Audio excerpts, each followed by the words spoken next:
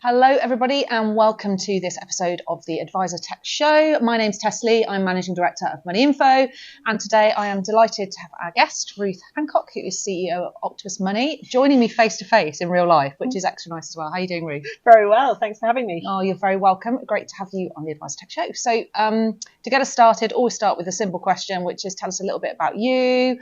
For those of people that don't know you, I expect a lot of people do know who you are, and also tell us about Octopus Money and what you're all about. Yeah, so I'm Ruth. I've been running Octopus Money for 4 months now, which has been a very busy time. So Octopus Money is on a mission to help everyone get access to help with their finances. Yeah. So we predominantly partner with employers, and we operate a guidance and advice model. So we partner with an employer, go into the workplace and say, we'll find you help. We'll find you face-to-face help with the person who's most appropriate for you, depending on how complicated your needs are. Right. Which is, I think, one of the things that from my last 5 years working in the advice industry, I think is the big thing that's missing, actually, is I think people with high levels of investable assets are phenomenally well served. And actually people who are not yet ready to invest or don't have high levels of assets yet aren't well served. If they're someone that needs help, they're quite well served if they are self-directed. Yeah. Digital first can work for that, but I don't think it works for what I think is the majority of the UK population who need help.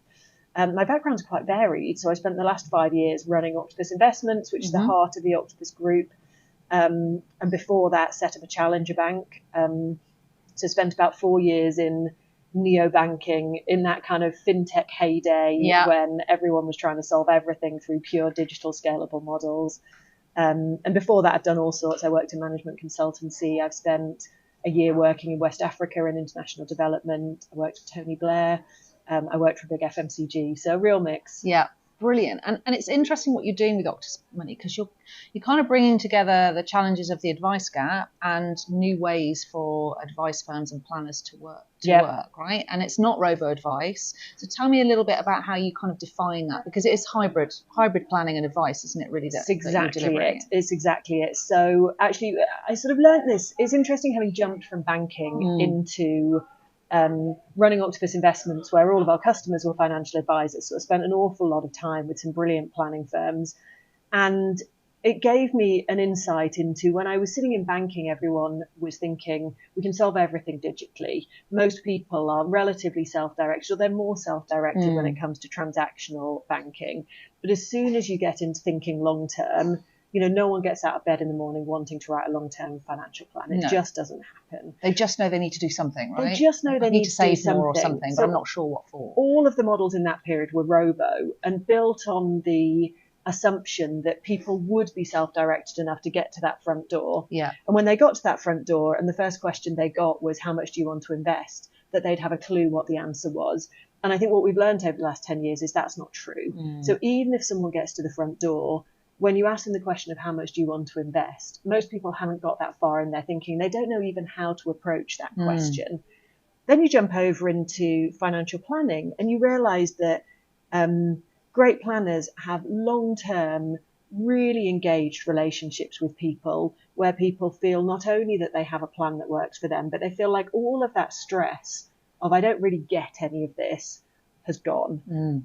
But we know that that industry serves, you know, the people in the top 5% of investable assets. Yeah. So what does everyone else do?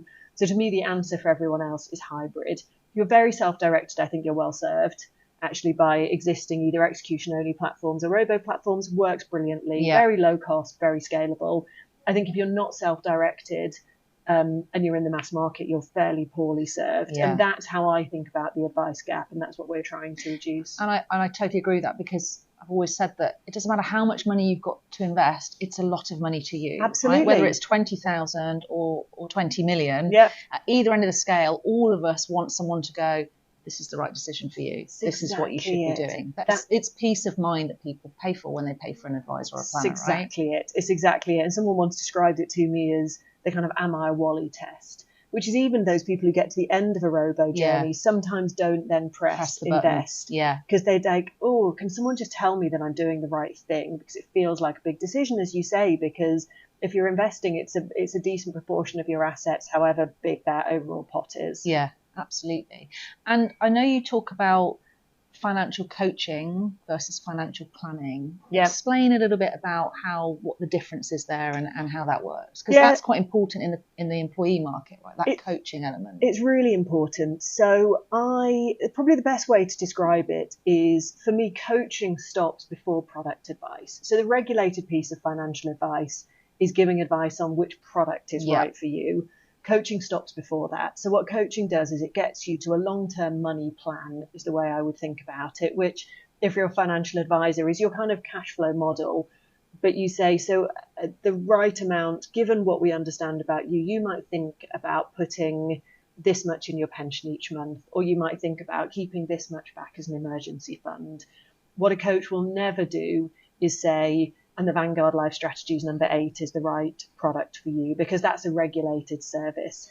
So that's from a regulatory perspective where the line stops and starts. I think the really interesting thing that I've seen over the last kind of 5 or 6 years, though, in the world of financial advice is, post RDR, we've gone from advice being a product-led service to being a planning-led service. So most planners I speak to say, actually, the piece that customers really value is that conversation. It's, do you understand my goals? Can you lay that out in a way that I can really understand it? Can you help me think about the choices? The product advice is generally the bit that people speak less about, actually. It's not to say that it's not important, but it's the bit that it's not the bit that sort of gets people and reduces the stress for them. Yeah. So it's why I think coaching can be incredibly powerful, because it gets you exactly the same thing that a great financial planner will give you.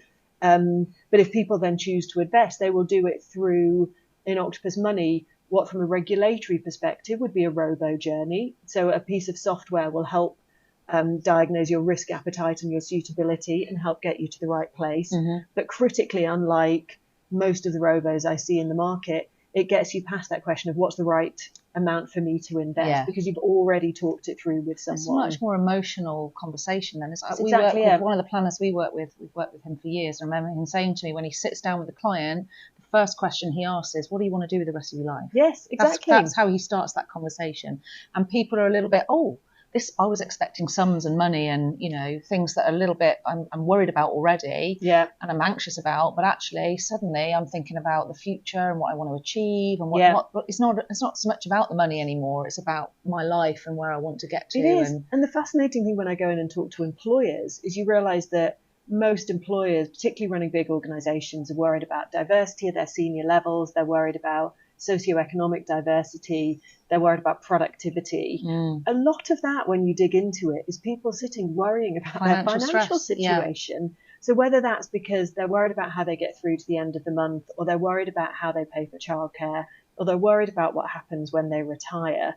Employers are throwing so much money into auto-enrollment pensions and other benefits, but employees are sitting there going, I don't get any of this. And it doesn't give me peace of mind because I don't understand what it all means. So there's just this huge gap that I think we've previously hoped that education and webinars can solve. I don't think it does. I think you need something that's personalized for someone's situation. Sort of what the financial planning industry has taught us. When you do that, it's really powerful. Exactly. And I guess this is a huge, this whole coaching element is a huge opportunity for planners and advisors out there, right? That previously may have focused more on the investment side, which is obviously valuable and important.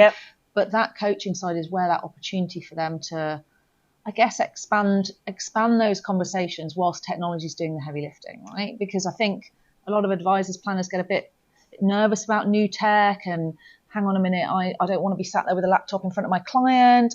They want to be having those conversations. And this is an opportunity to allow them to do the real value conversation, the coaching and planning conversations, rather than the let's capture some data conversations and let's fill in some forms conversations. Yeah, that's exactly it. And so I think there are huge opportunities for financial planning firms. Now, I guess the only caveat I'd say is that when I speak to planning firms, particularly at the smaller end, technology is a huge burden.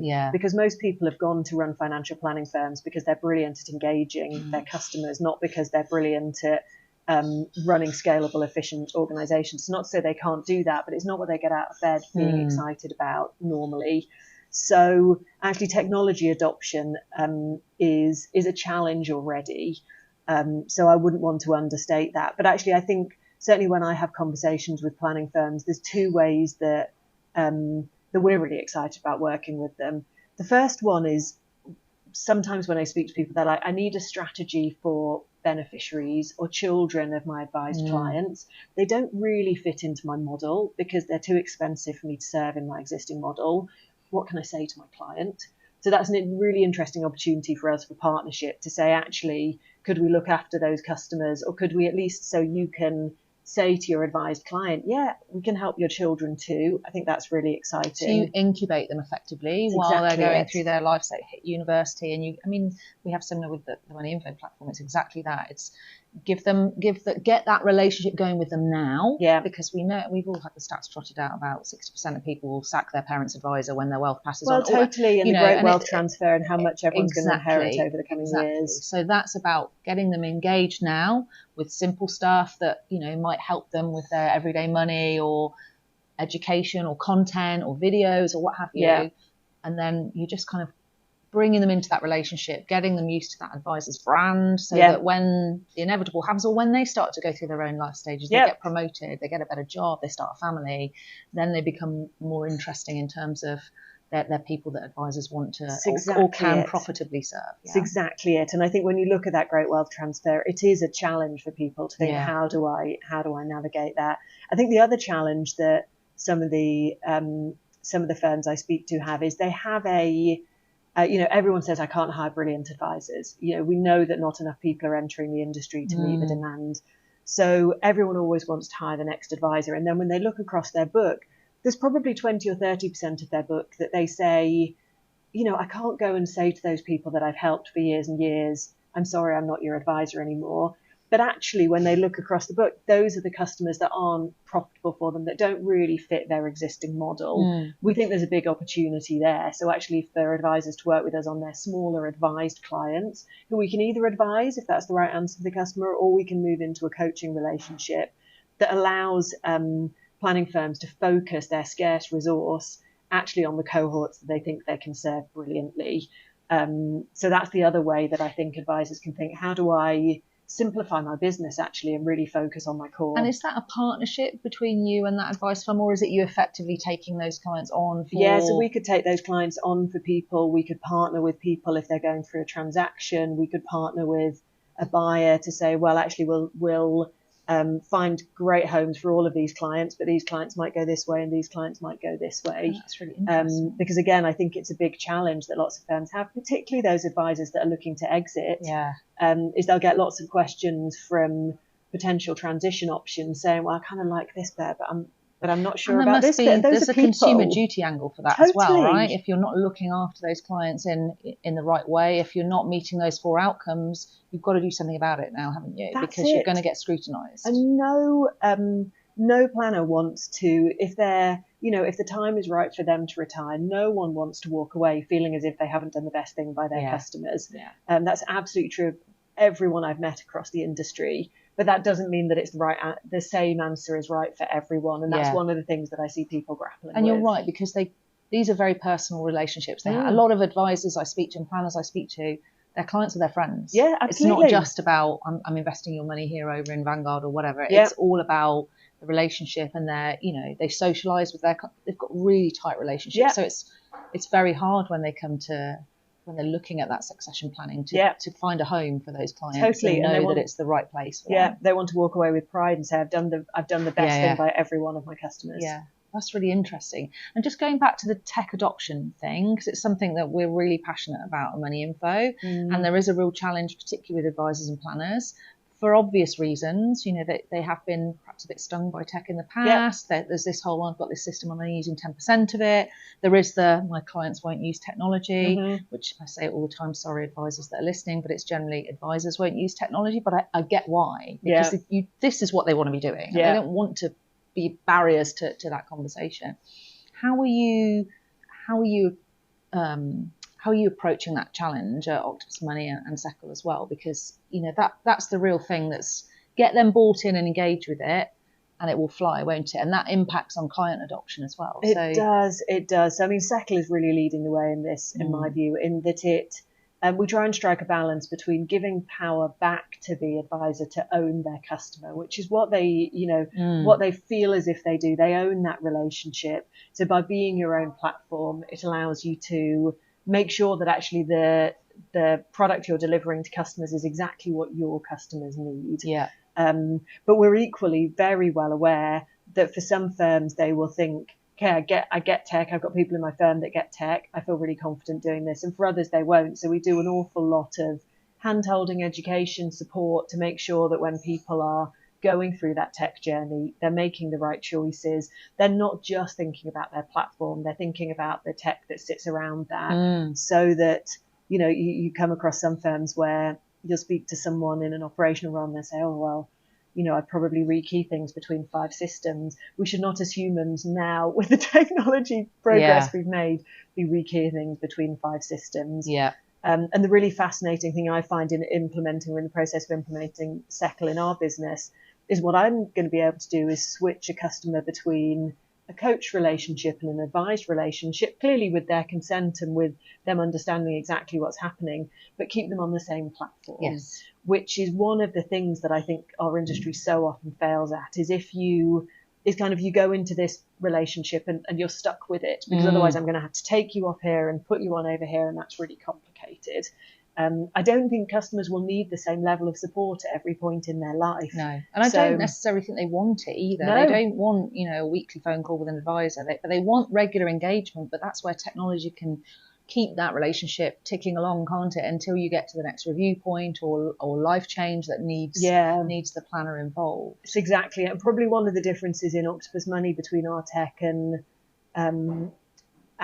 what I think is prevalent in the industry now is we realise that at Octopus Money we're trying to change habits predominantly, and changing habits is not about someone checking what's happening to their investments and their investment performance. It's about setting themselves actions. It might be, I really should write or update my will, or I really should look again at my workplace pension contributions, or maybe I should increase, or maybe I should set up a GIA and start investing. But actually all of our tech is about actions and reminding people that actually if you want to achieve that goal, if you want to change your financial future, these are the small steps you can take to do that. So that's what our technology does, which is a slightly different spin from what people experience through, say, an execution-only platform, which is largely about investment performance, which some people are interested in, but for lots of people, they're not quite there yet. Most planners would tell their clients, you don't need to be looking at your investments every day. Absolutely I don't want you to not. look at them every day. And a lot of clients will say, I'm paying you for that. Yeah. You're managing my money. Yeah. You've given me, I'm not worried about looking at that every day. But actually, that interaction, that communication, those action prompts are what they really get the value from. That's exactly it. And then the really interesting point is when then something changes quite rapidly in that customer's life, which again, I think financial planners do brilliantly. If you suffer a bereavement or a divorce, or you have your first child, I think lots of people will pick up the phone to their financial advisor, and their financial advisor will manage them through that. Again, in the mass market, I don't see that. So before Christmas, we brought a company into the Octopus Group called Guardian Angel that helps people prepare for and manage at the point of bereavement. So, pre-bereavement, it's about writing wills, it's about powers of attorney, it's about helping people understand what on earth a power of attorney is. And then at the point of bereavement, it's about helping them navigate something complicated like probate, which most people, you say the word probate, they don't even know what it is. No. And they don't know where to turn. So again, I think that the financial coaching relationship can be the real gateway to those points where normally you speak to someone about what they do if they're bereaved. They're like, well, I kind of get the metaphorical yellow pages out and I find a local lawyer, and then is that someone I trust? Or how do I assess whether that's the right service provider for me? I think demystifying some of that and actually giving them a partner they can trust is when people need it most, when they're most, there's enough going on emotionally without all of the admin of something like probate. And we see that as well, because we see that's where the tech is always maintaining that relationship. It's under the advisor's or planner's brand. Yeah. For the client, that's where all my stuff is, all my financial stuff is. I've got my in case of emergency place in there and everything. And it just makes it a much easier transition when that happens, and the tech's kind of doing all the heavy lifting, and then it's that valuable conversation that's coming through. And even running Octopus Investments, when customers would call at the point at which they'd inherited, if they have that conversation with their financial planner at that point, and all financial planners will tell you this, they're going to make better decisions than if the first call they make is to the lawyer who, we've seen cases of assets being liquidated that perhaps wasn't the right answer if they'd had the conversation. Maybe it was, but actually that needs to be a joined up conversation. Yeah. And those two industries don't always work brilliantly together. Sometimes they do, but not always. Yeah. And it means that customers, how do you know what a lawyer does and what a financial advisor does and what an accountant does? And at that time, you don't want a cold transactional conversation, do you? You've suffered a bereavement. You're a vulnerable client, effectively. Yeah. You want a warm, you want a trusted conversation, don't you? And advice and guidance to do the right thing. And I think that's where the opportunity is with particularly hybrid advice and hybrid planning, with technology and the advisor working together to really build that, so that in the future, it benefits everybody. Exactly. And if the technology is working well, then your financial planning conversation can pre-populate half of your will. So there's no point in you going over to a will provider over here and relaying out where all your assets are when you've already had that conversation. Like that's what technology. And what interests me about Seckle, particularly in the industry, is we all talk about APIs now. We've got open architecture, open APIs, but the reality is, being open and having APIs isn't the end of the story. It's about the people in those companies, and it's about the culture in that company, isn't it? And their ethos and their appetite to work with other companies that really makes it happen. And I don't think we're there anywhere near where we could be in terms of integrated tech in the industry. But I know that Seckle are truly open about it. They say to us, we integrate with Seckle, with the portal. We're not really bothered about people using our front end. We want you to, and it's a really refreshing approach, and that must have a huge impact on your business in terms of how much you can partner with other organisations and the impact you can have on that single source of truth, which is never one system. No matter what people tell you, your single source of truth is your tech ecosystem, right? It's exactly it. And actually, one of the things that I got most excited about when we originally brought Seckle into the group is I think it can be a catalyst for innovation. So the piece of the stack that Seckle looks after, which is the custody, it's the managing all of those third-party relationships, it's the client assets, it's the sort of unglamorous bit in most people's minds. It's not the client interaction. It's the nuts and bolts behind the scenes that you can never write a business case for someone rebuilding that. But what they need to do is plug into someone that they trust that can do all of that for them and can do it in a way that they can then create the customer journeys they want. So in being able to get up and running so quickly on a platform like Seckle, it means that all sorts of customer models can proliferate, because one model alone is not going to solve this gigantic advice gap we've got. Yes. You need lots and lots and lots of people innovating. And, from a Seckle perspective, I'm completely agnostic as to sort of who wins in the commercial sense. Really what I want is the customer to win, because lots of people are experimenting and each innovation will work well for a subset of customers. Yeah. But overall, you start to close that gap. Yeah. Same with Octopus Money. I'd love to see a day where we look after clients, but actually we provide some of our technology and some of our expertise to others so they can. Yeah. Because one organisation alone is not going to Nobody's going to do everything perfectly right, are they? It's nice when we kind of stick to our knitting. We're good at that piece. Somebody said to me a couple of weeks ago, we're not interested in doing client portal because you do that on purpose. Yeah. We wouldn't be doing it on purpose. It's kind of not, not our core to what we do. Yeah, and that's where we need to talk and innovate more together, because you're not going to get a single tech provider that does everything brilliantly. No. And actually they'll end up doing a lot of stuff quite badly just to get the breadth, rather than actually focusing on what their clients could really benefit from, and then us all kind of talking together and building this ecosystem, because there's room for everybody. There is, absolutely. I mean, it's the most sort of underserved industry I've ever worked in. I think the other interesting tech angle that certainly I've learned over the years is what new and more integrated tech does necessitate, unless you want to spend an awful lot of money, is that you're open-minded enough to re-engineer your business around the technology, rather than expecting the technology to engineer around your business. So I've certainly made the mistake in the past of thinking I should customize software to follow the exact process I've already got. I don't believe now that you build an efficient business that way. Yeah. So the one lesson, even for someone who wouldn't describe themselves as techie, is at least think, well, if there's an operational process built into the, whether that's the platform, whether it's the CRM, whether it's other systems you're using, think about how operations and technology can meet in the middle. Yeah. Because if you go into this thinking the technology will come into your business and completely recreate the process that you've got, I think it's going to be a very expensive enterprise. And that's not what you're investing in tech for, are you? You're investing in tech because the processes you've already got probably aren't that efficient. Exactly. So why would you want to reinvent them on new technology? Exactly.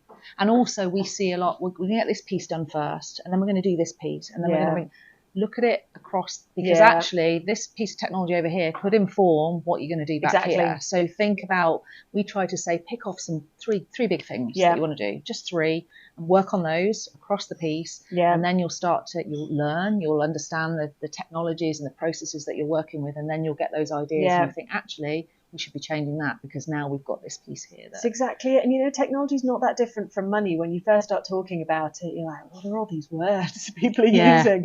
How do I get my head around this? And then you realize that, you know, there's just sort of logical decisions under the hood. So if you can tolerate and get yourself into the mindset of, I'm going to learn enough that I know what people are talking about, it's then not that scary. There's a sensible business decisions on what's the right outcome for my customer, what's the best way for me to build an efficient business. And then the tech solutions are, you know, it's not a mystery. No. It's not a black box. And it doesn't have, you know, we always say it doesn't have to be a 12-month project. Let's take 2 or 3 months. Let's get this piece right. Exactly. Then we'll test it, test and learn, test and fail, and go again and do it. You know, that's what you have to accept, isn't it? It's more about, for me, technology adoption. A lot of it is a culture shift, isn't it? Yes, it is. In the business, it's not the tech. It's getting that mindset to think, you know, let's be brave and let's just kind of rip that up and have a look at what we might now be achieving. Yeah, well, and you know, let's understand the macro trends in our industry, which is, you know, I think people will continue to pay for brilliant person-led planning. Yeah.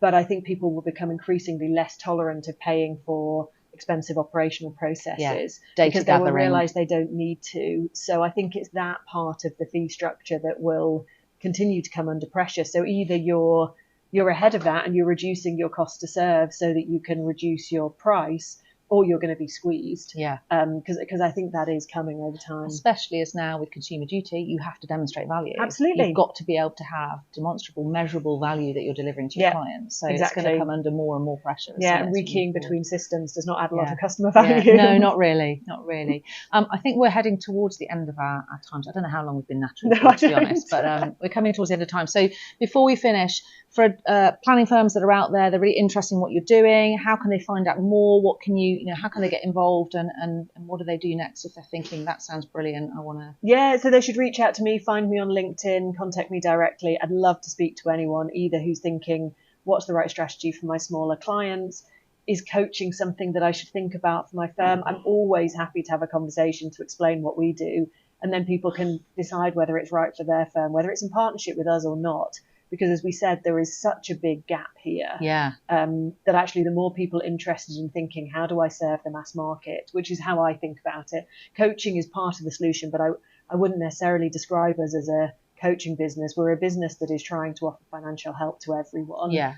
And if that's something that people feel passionate about, I'd love to chat to them. And that's interesting because this whole advice gap thing is, you know, a lot of advice firms think it's not something we can solve. It's not something we can deal with. Whereas actually there are solutions out there. There are partnerships out there. There are all sorts of ways that they can work with companies like yours to kind of to solve that problem. And everyone I meet is as passionate about it as I am. Yeah. But it's knowing the path to get there, right?